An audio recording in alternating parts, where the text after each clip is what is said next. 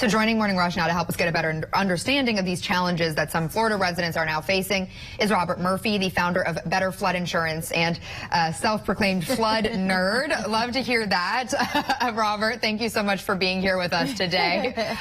So a lot of the flood damage caused by Hurricane Ian is to homes that didn't qualify for flood insurance because of their location. So what option do those homeowners have when it comes to rebuilding?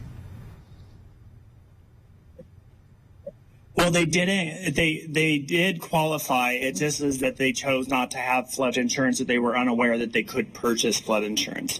So then their options would be to get the federal grant that might be available throughout the counties, and then there's going to be local assistance as well. So we've had correspondents in Florida over the last week or so, and they've talked to people who have said that they do not qualify and they have no idea what they're going to do at this point. So for somebody who is experiencing tremendous loss, tremendous damage, what can they do moving forward? I mean, I can't even imagine homes and businesses completely destroyed and not qualifying for flood insurance. The option would be that they would have to get a disaster loan, an SBA loan that would give them access to funds so that they can purchase or they can actually start the rebuild. The requirement to get that would be that you would have to get the flood coverage.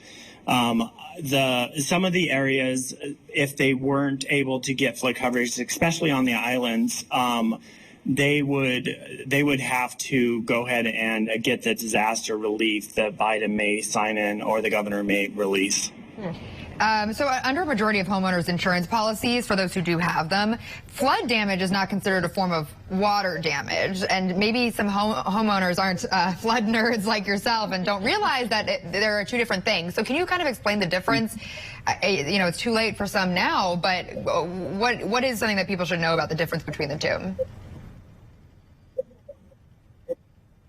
Yes, the floodwaters come in from the surface into the property, and then usually water damage would come in from the air. So that would be more around the issue of the property not being properly mitigated or looked at, like water spouts coming down into areas, or the drainage of the building isn't really going away from the building.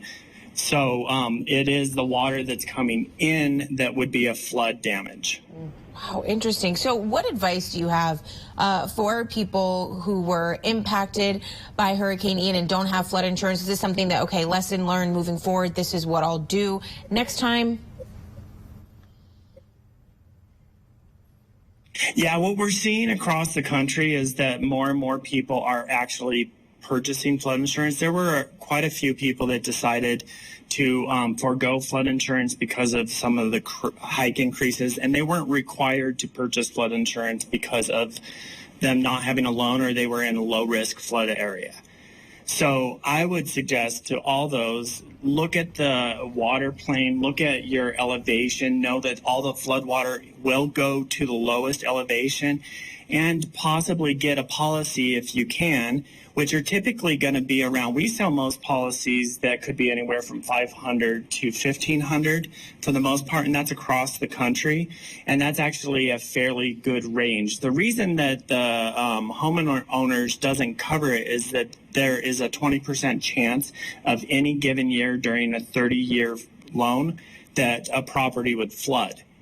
And the homeowners companies know this, plus they don't have the capital to cover a catastrophic event. And that is where the government came in, and the government now has an NFIP that they started in 1963.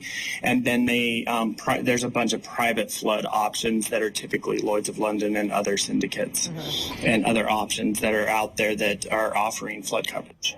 Yep, something that people more and more these days are going to have to learn a lot more about. All right, Robert Murphy, the founder of Better Flood Insurance, thank you so much for being here with us today. Appreciate it. Thank you.